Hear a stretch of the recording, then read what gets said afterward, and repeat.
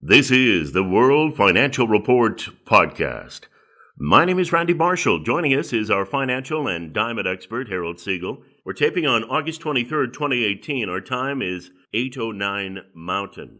Connect with Harold at rarecoloreddiamonds.com or 1-800-432-1022. 1-800-432-1022, rarecoloreddiamonds.com. U.S. dollar this morning at 95.35. Canadian dollar, 76.55. The euro in Canadian, 151. The pound in Canadian, 168. The euro in U.S., 116. The pound in U.S., 129. Gold is 1190.60. Silver, 1458. Gold-silver ratio is 81. Platinum, 781. Palladium, 916. WTI 67.35, Brent 74.23, Nat Gas 2.95, Bitcoin in U.S. currency 64.14.99, Bitcoin Canadian 83.79.16. The Dow 25,699.70, S&P 2860.09, Nasdaq 79.12, the TSX 16,347. We talked about it on the last podcast. Smoke in British Columbia, in the Pacific Northwest. They're getting hit from the California fires. British Columbia, the smoke is coming back on them from the airflow. Alberta, we now have the smoke back again after having it very, very badly last week on Friday and Saturday. So it continues to be a major issue in the Pacific Northwest and in Canada, all the fires and all the smoke. Now, much of Hawaii is under hurricane warning. Heavy rains are hitting the Big Island as we speak. Now, much of the state remains under hurricane warning as Lane continues its slow march towards the island as a massive Category 4 storm. Kauai County is under a hurricane watch. The hurricane watch in effect for the Big Island, Maui County, and Oahu means hurricane conditions are expected within 36 hours, while a hurricane watch is issued when the hurricane conditions are possible within 48 hours. On Wednesday, heavy rains buffeted the Big Island, triggering flooding and landslides in some spots and forcing the closure of the Bayfront Highway in Hilo, Highway 19 in several areas, and other roadways. Now, the National Weather Service said rainfall rates of 1 to 3 inches an hour were being recorded in some spots. Heavy showers were also starting to fall in parts of Maui, though there were no immediate reports of major problems. Now, forecasters warn Hurricane Lane's very close and passing on Thursday and Friday, and it's a very strong storm. Strong winds, torrential showers, and monster surf for the entire island chain. So, Harold, we have the fires, we have this hurricane heading towards Hawaii.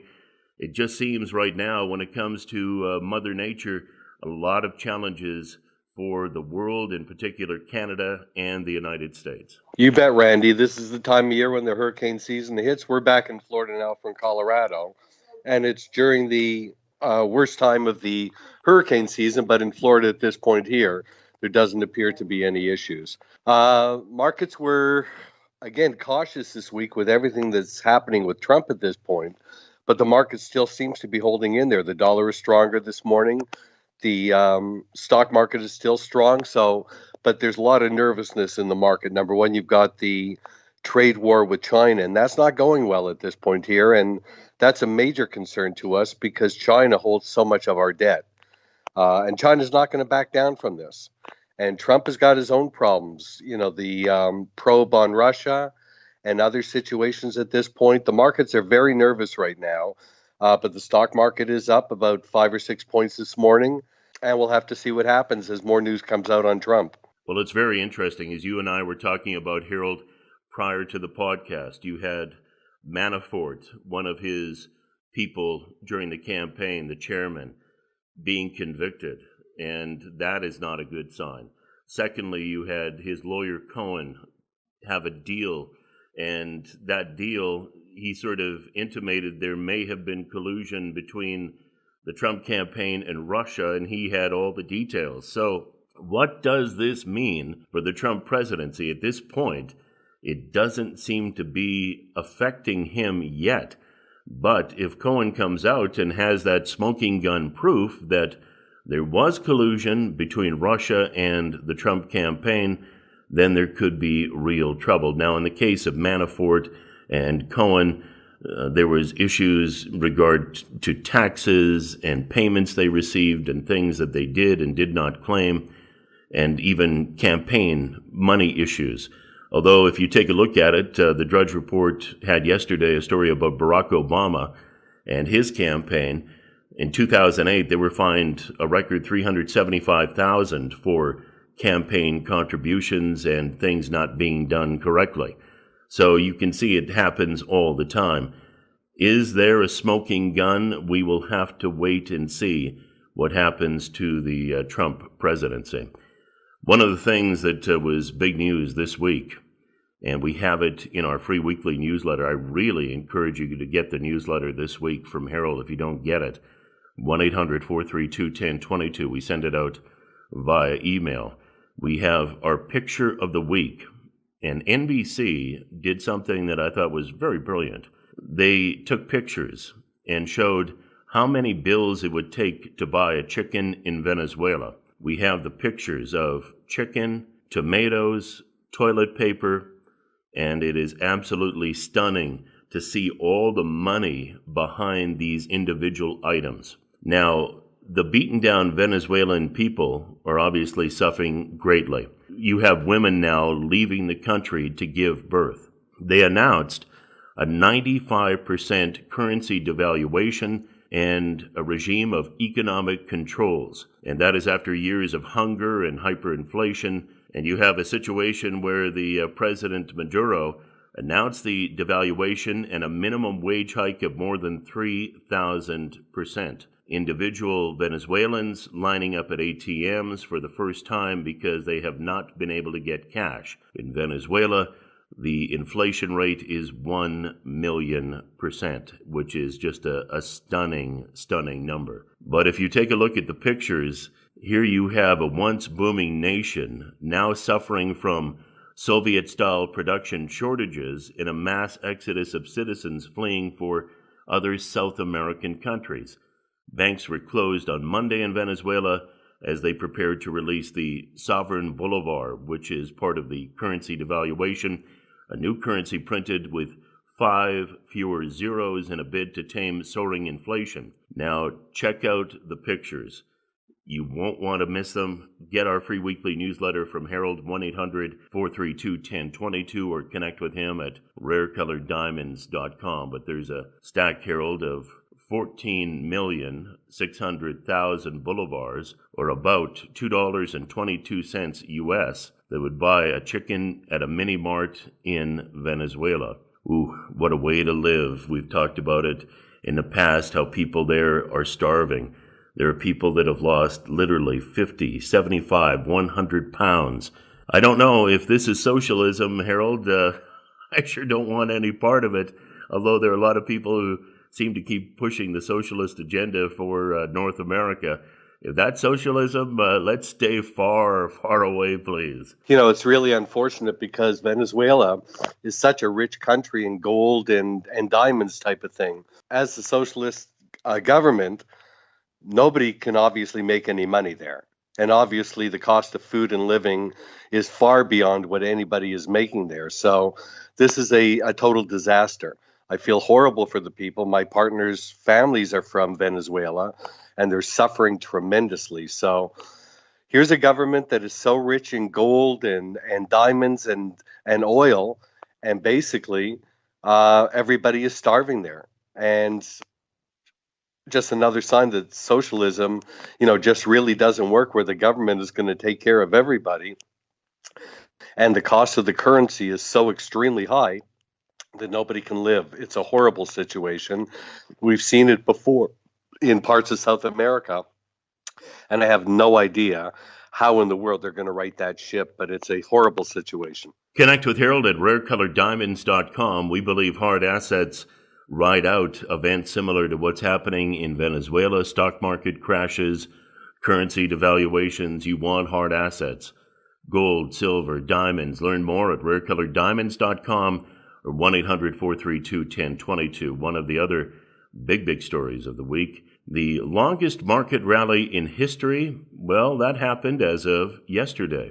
Take a closer look, though. You've probably heard it's the longest bull market ever. You've probably also heard, no, it isn't. What's the story? Well, according to loose consensus, bull markets are rallies that go beyond 20% and are never interrupted by a 20% fall. In many corners of Wall Street, that means the S&P 500 rally that began in March 2009 will surpass all that went before it the day of Wednesday, which we just passed. Here's the issue. The definitions aren't chiseled in stone. If you round the data, you're going to get a certain number of bull markets. If you don't, you're going to get a different number, according to Justin Walters, co-founder of Bestoke Investment Group, LLC.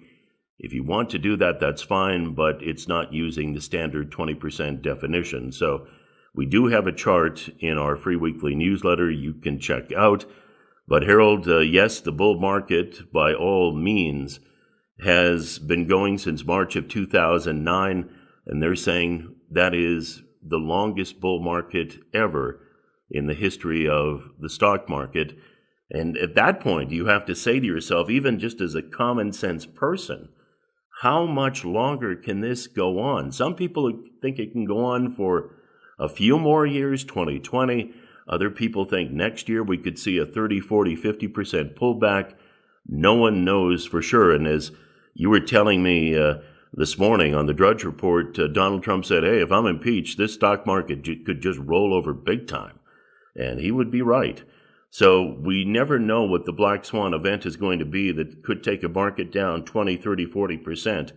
But when you've had a bull market running since March of 2009, you can pretty much guess, Harold, that we're at the end of the tunnel, not the beginning of the tunnel. And that should be very scary for most people. It really should. You know, the fact is, it's been a miraculous market for the last 10 years. The fact is that, you know, back in 2008 and 9, when the market dropped, it was probably percentage-wise one of the biggest drops we've ever seen, from 14,000 down to 6,500. So we've actually seen the market go from 6,500 all the way up to about 26,000. So you've seen pretty well a 20,000 point move in the Dow. And the reason why that is that all other countries were in so much trouble that so much foreign money kept on coming into the Dow because that was the only investment that seemed to be doing well. So you've got all this money coming into the Dow, and it's still coming in. But the fact is that there are situations out there that could certainly derail this rally. And I think the major one right now is, well, there's two of them. One is China, the trade war with China. And number two is Trump going to be impeached? Fact is that if he was impeached, that would affect the market in a huge way. For a short period of time, you would see a sell-off. It seems that this market is so strong at this point, it tends to shrug off any bad news because we've never seen any major downward rally in the last 10 years that this market has really been running. So I would say that the major situations are there. The Trump situation is heating up. And he said this morning that if I'm impeached, this market is going to crumble. And that's very possible that it could, because look who would be coming in if they threw out Trump. So I personally am not sitting in the stock market. And those that are, with these type of situations between China's trade situation and Trump, I would definitely have stop losses in the market, or lighten up on your position, or get ready for some type of pullback, because there's no warning when it's going to come. When the market starts to fall, when the news comes out, it's already over. The market is going to plummet, and you're going to end up in a very stressful market situation. So my recommendation at this point is that if you've got huge profits in the Dow, either take some of them or use stop losses in the market. Now, a stop loss doesn't guarantee you that you're going to get out at the price that you want. If a stock is trading at $100 and you put a stop in at 90, it doesn't guarantee you that you're going to get out at $90. What it means is that if you put a stop in the market at $90 and it hits that price of 90, the next market order is yours. So it would be somewhere below the $90 level. Now, we've seen situations in markets that have been extremely volatile where you put a stop in at 90 and you get filled at 50 or 40. So again, you really have to know what you're doing. Don't get enamored with this market at this point, because there's certainly obstacles in the market that could hurt you. One, and the number one situation, is Trump's potential impeachment at this particular point. Number two is an all-out trade war with China. And that's going to affect the markets in some way, shape, or form when China starts flexing their muscles. And believe me, they've got some muscles to flex. And then you've got the derivatives market and other situations in the market like the bond market. Now, China could trigger a sell-off in bonds primarily because they own most of our debt. China has always been the biggest buyer of U.S. debt. And if they want to get cute and retaliate against the U.S. for, the trade war situations, they could hurt us more severely than we could hurt them. So I don't like having enemies in the market like China, because China has always been, or at least for the last several years, the one country that has been buying our bonds and buying our debt, and that's a big, big deal. So to upset them and to cause a trade war with China, I think is a huge mistake at this point. I think this is where Trump is weak, as opposed to a politician that would be able to negotiate in a different way. Trump is a bully, and he tends to, fight with these countries. Look at Mexico and China and all other countries that we're fighting with at this point. It's not a good situation when we're in a vulnerable situation. People agree with Harold. Business economists are sounding a sour note on the Trump administration and policies, from trade to immigration to the budget. In fact, 91% of the people taking the survey, the National Association of Business Economists, 91% said that current tariffs and threats of more were going to have unfavorable consequential impacts on the U.S. economy. It was just a matter of time. And U.S. President Donald Trump during the week also talked about China and the European Union, accusing them of manipulating their currencies. So he continues to go after not just Canada and Mexico on NAFTA, the European Union and China as well. One of the stories that I came across this week, and I'm a big fan of the TV show, and it's sort of mindless fun, but I like seeing some of these really expensive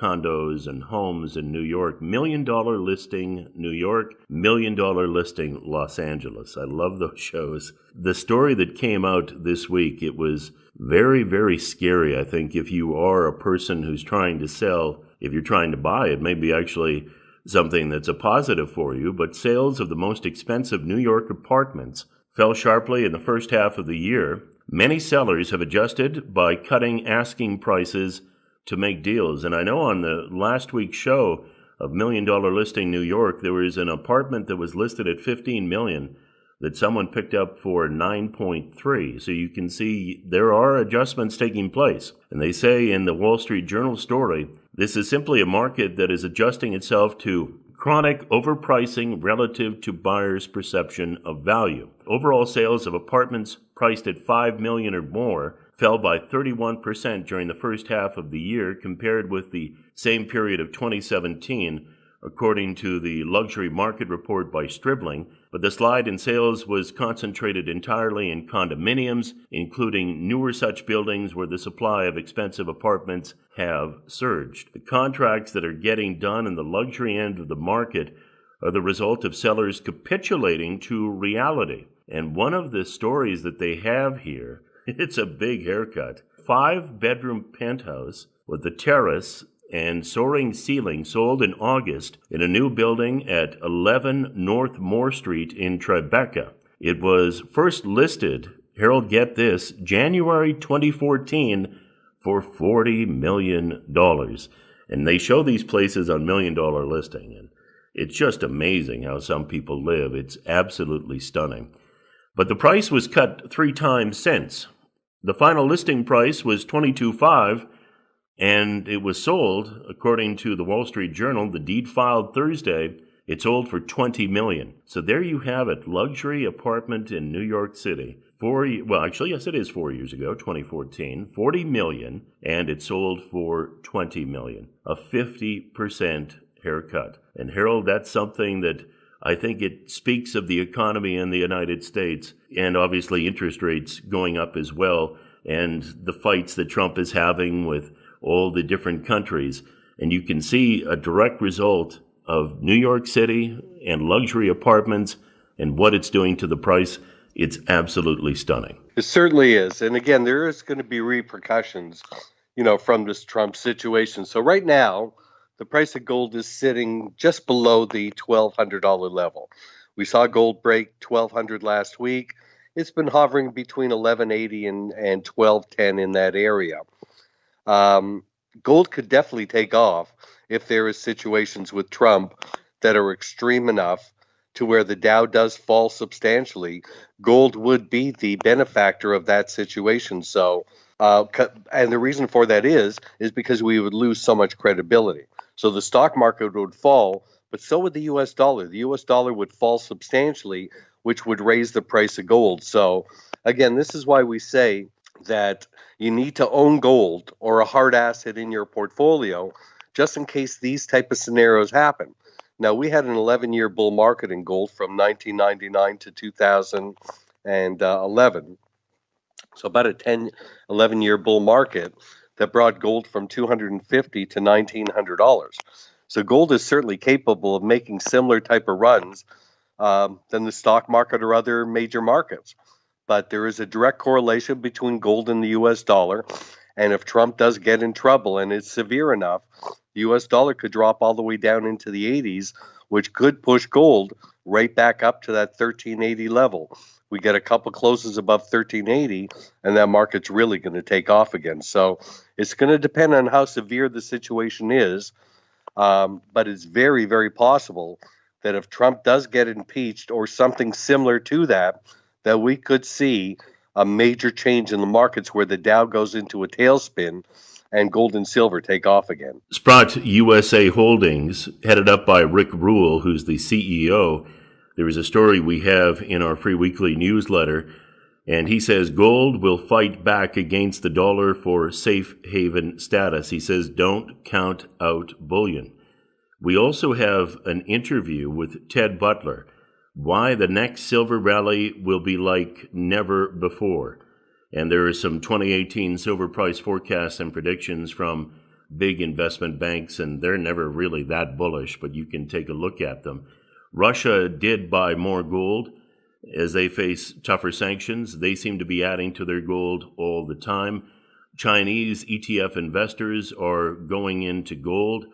The shorts in the market of gold, the highest since 2001. Now, I wanted to touch on a rarecoloreddiamonds.com story that we had back in the middle of May because it was so good. Sotheby's had their Magnificent Jewels and Noble Jewels sale May 15, 2018 in Geneva, Switzerland. And the legendary Farnese Blue Diamond sold for $6.7 million.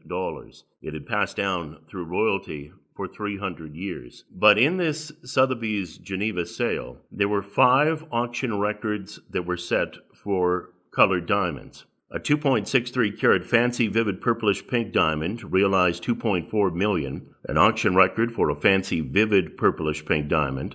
A diamond pendant set with an oval pink sapphire weighing 95.45 carats brought in $2.29 million, an auction record for pink sapphires, and more than double its $1 million high estimate. A 9.70 carat fancy light purplish pink diamond sold for $2.59 million, setting an auction record price and an auction record price per carat for a fancy light purplish pink diamond, while smashing its $700,000 high estimate. There was a 5.04 carat fancy purplish pink diamond ring sold for $1.4 million, setting a new auction record price and an auction record per price carat for fancy purple pink diamonds. And finally, a 2.52 carat fancy vivid yellowish green diamond was purchased for $938,174, setting a new world auction record for price for a fancy vivid yellowish green diamond. So you can see all the records that were set May 15th, 2018 in Geneva,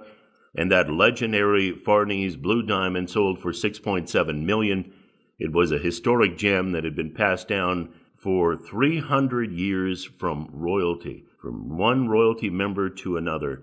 That, in the first half of the year, was just an outstanding sale and shows how rare-colored diamonds are doing in this marketplace and doing very, very well. Gems that could never be replaced.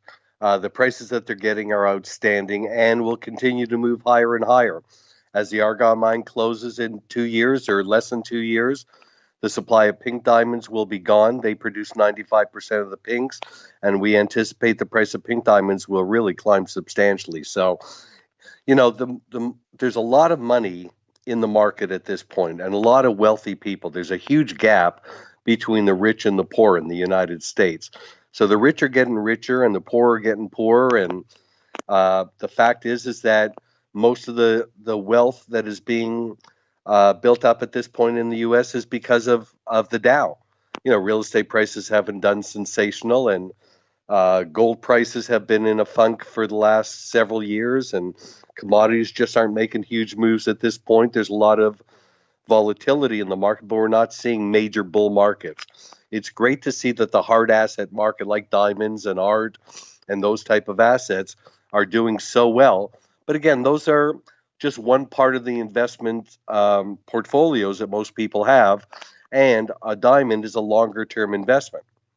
A lot of times, the diamond will stay in the family for generations, and the increases in that asset can be outstanding. I mean, more so than almost any other asset that you could see. So we're very excited about what's happening in the diamond market. We're about to launch our some new situations to sell diamonds for our clients through our blockchains, and blockchains are the new way to market. So we're very, very excited about that. In fact, we should be launching our blockchain sometime in September, and it's going to be a phenomenal situation for our clients because we believe we're going to be able to sell a lot of diamonds for our clients, and we're very excited about that. The Argyle Pink Diamond tender is underway. It will end in October. It's traveling the world, and different brokers are getting a chance to bid on those diamonds. Now, we will let you know when it is all over, but as we've told you in the past, there are probably 2 to 3 tenders left, and that's it. 90 to 95% of the world's pink diamonds from the Argyle mine are gone. The mine shuts down in 2020. So if you're interested in pink diamonds and that opportunity, which is so rare, speak with Harold, learn more about investing in Argyle diamonds. 1-800-432-1022, the website rarecoloreddiamonds.com. Yellowstone's greatest geological threat isn't a supervolcano, it's a magnitude 7 earthquake. Concerns about a potential eruption of the supervolcano beneath the iconic park may garner the most alarming headlines. A more likely hazard in the coming decades is a large earthquake. The biggest concern we have for Yellowstone is not with the volcano, it's with earthquakes, said Michael Poland. He is the scientist in charge at the Yellowstone Volcano Observatory, a consortium of 8 organizations led by the United States Geological Survey. This is an unappreciated hazard in the Yellowstone area. There can and there will be in the future a magnitude 7 earthquake. On average, Yellowstone experiences 1,500 to 2,500 earthquakes a year, most of them so small they can't be felt, but large quakes can and have occurred in the not-too-distant past. On August 17, 1959, a magnitude 7.3 earthquake rocked the park, killing 28 people when a landslide roared through a campground. More than 80 million tons of rock fell, blocking a river and forming a lake aptly named Earthquake Lake that remains today. And everyone's afraid of what could potentially happen in California with the San Andreas Fault, which goes all the way up to Vancouver. And I think the great fear is that if there's ever an earthquake there, that you could see some serious damage and loss of life. Let's hope it doesn't happen. But everyone's worried about the supervolcano in Yellowstone, and yet we also should be concerned about earthquakes as well. Let's hope it does not happen. We've got enough issues that we're dealing with as we speak. I think, actually, it's perfect timing that we're hearing this music in the background. I think Mr. AJ, he's practicing. As we end today's podcast, Harold, I want you to know it's a heartache tonight for Michael Jackson fans. The Eagles' greatest hits, 1971 to 75. The album has surpassed Michael Jackson's Thriller to become the number one selling album of all time, according to the RIAA, confirmed by The Wrap. The Eagles album, which was released in 1976, is now 38 times platinum. That's 5 more than Thriller. And number 3 on the list for the Eagles is Hotel California. So the Eagles, when you look at their music, an iconic rock band continuing on today in a different form, but still out there performing, they are at the top of the heap. And Harold, I've always been a big fan of the Eagles, and perfect timing with the piano playing there. You better believe it. I'm also a very big fan of the Eagles and seen them many times in concert. Unfortunately, Glenn Fry is no longer with us, but his son, who looks just like him and is a great musician in his own, is now touring with the band. So they're still continuing. I've seen them many times. One of my top 3 favorite bands in the world, and great to see that their music is still being appreciated. I was always fearful that the younger generations wouldn't or would lose touch with classic rock, the music that we grew up with from the 70s. So I think it's in good shape. I think the younger generation still loves rock music. I know my grandson always listens to rock music, and he's only 4.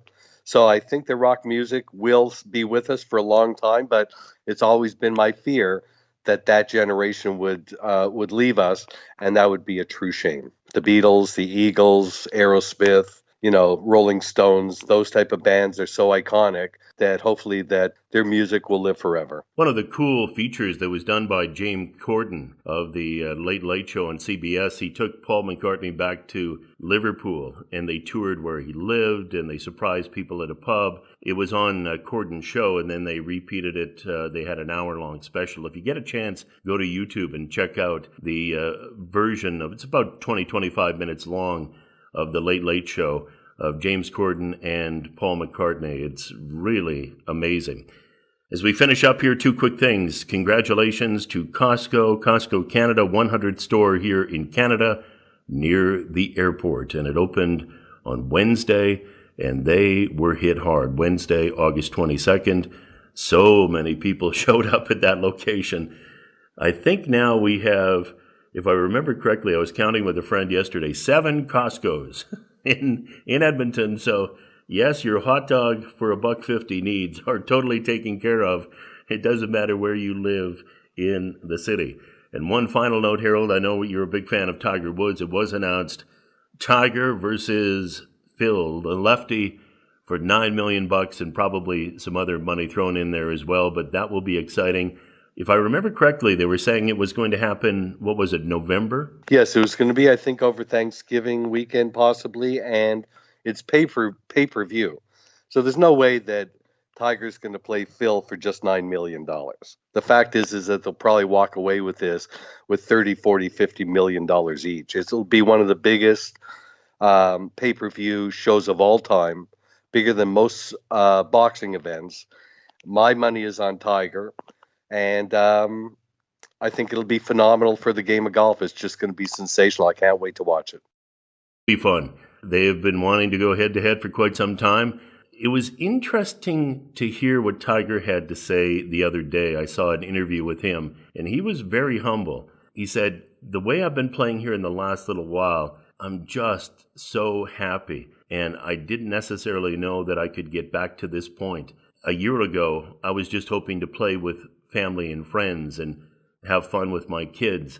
And to be where I am now and playing at the level I am and hopefully in a position to win at some point here, it's just a really good feeling and very humbling. So it's great to have Tiger back. Ratings are usually up 50, 60, 70% when he's making a run for it at the end of the day. So it goes to show his popularity is still very, very strong.